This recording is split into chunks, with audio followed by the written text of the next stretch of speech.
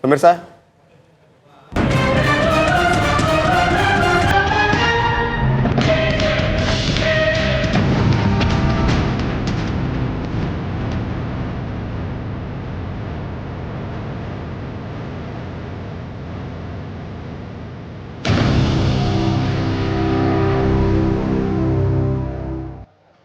debat dianggap menjadi salah satu medan pertarungan dalam membangun modal sosial yang dapat mempengaruhi elektabilitas. Sejauh ini pemirsa, hasil survei menunjukkan Ridwan Kamil masih menempati urutan pertama dengan tingkat keterpilihan di atas 47%. Diikuti oleh Pramono Anung di kisaran 30% dan Dharma Pongrekun sekitar 5%. Lalu bagaimana peluang para calon memenangkan kompetisi? Selengkapnya dalam Benang Merah Peta Kekuatan 3 Cagup Jakarta.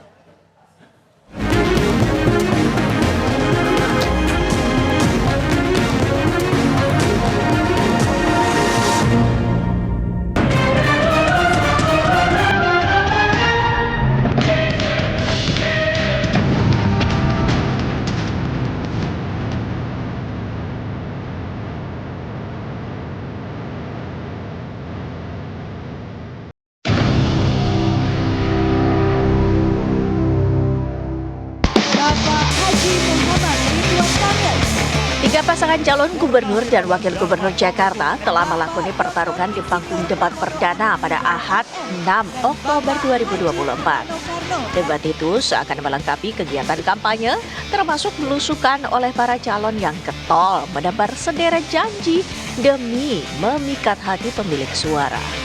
Sebelum debat perdana itu digelar, di atas kertas, pasangan Cagup dan Cawagup nomor urut 1, Ridwan Kamil Suswono, masih menempati urutan tertinggi tingkat keterpilihan dengan torehan melampaui 47%.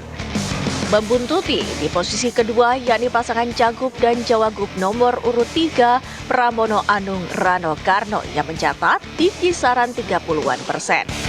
Sementara di urutan buncit, menghuni pasangan Cagup dan Cawagup nomor urut 2, Dharma Pongrekun Kunwardana yang masih berkutat di angka 5%. Bercermin dari statistik itu, akankah Pilgub Jakarta mendatang berlangsung 1 atau 2 putaran? Memang akan sangat tergantung pada hasil dari seberapa mekar, seberapa besar perolehan yang akan didapat oleh calon independen ini. Kalau mereka terkunci di angka 3, 4, 5% saja, maka sangat mungkin Pilkada DKI Jakarta hanya berlangsung 1 putaran.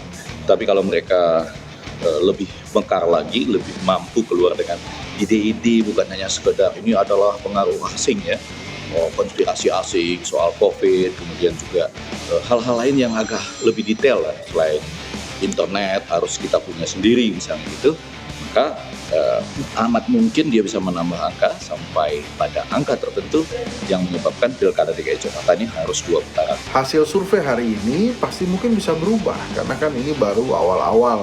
Tapi apakah kemudian 1 putaran atau tidak, pasti semuanya menginginkan 1 putaran. Nah, Dharma Pongrekun ini memainkan peran yang penting.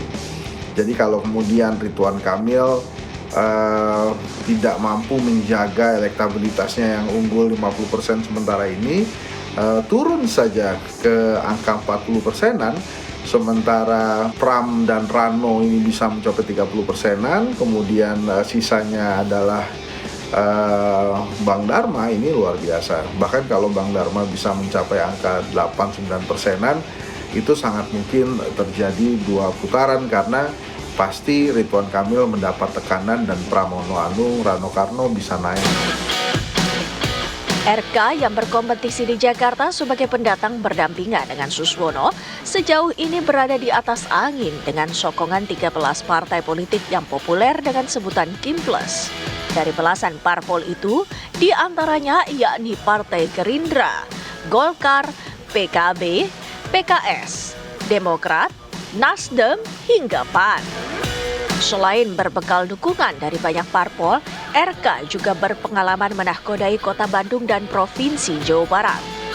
Sementara, pengalaman tak kalah mentereng juga ditorehkan Suswono yang pernah menjadi Menteri Pertanian pada periode kedua Presiden Susilo Bambang Yudhoyono. Di kubu sebelah, Pramono Anung yang mendapat dukungan lebih terbatas dari koalisi PDI Perjuangan, Hanura, dan Partai Umat juga percaya diri memenangkan suara warga Jakarta.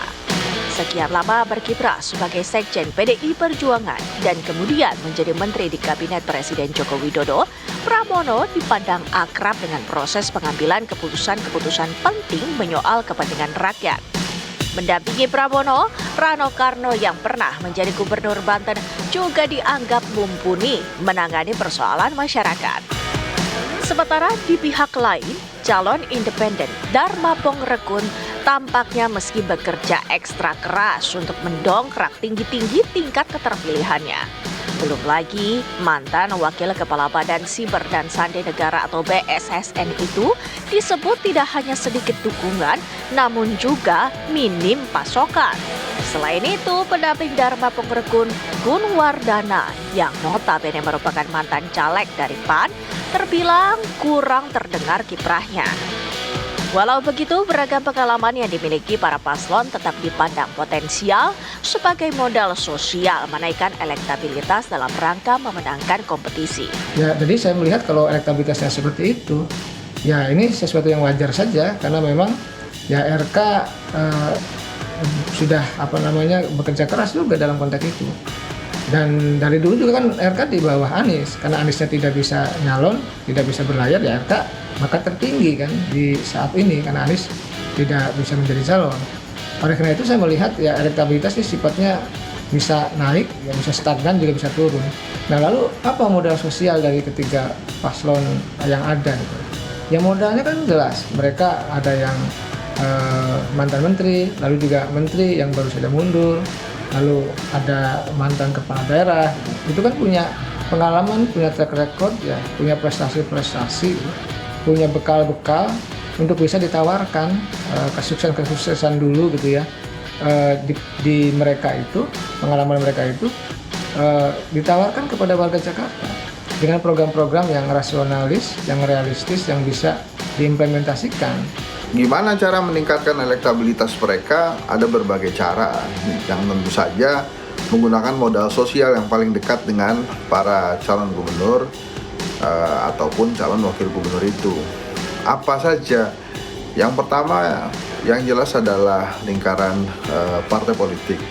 Mesin partai politiknya harus bekerja. Kalau banyak dukungan dari partai politik, tapi mesin partai politiknya nggak bekerja, ya sama aja, nggak akan meningkat elektabilitasnya. Kemudian yang kedua ya jaringan relawan diperkuat. Para paslon Cagup dan Cawagup Jakarta memiliki waktu beberapa pekan tersisa menuju hari pemilihan 27 November mendatang. Dinamika politik mungkin saja berubah mengikuti kadar kinerja masing-masing politik pendukungnya.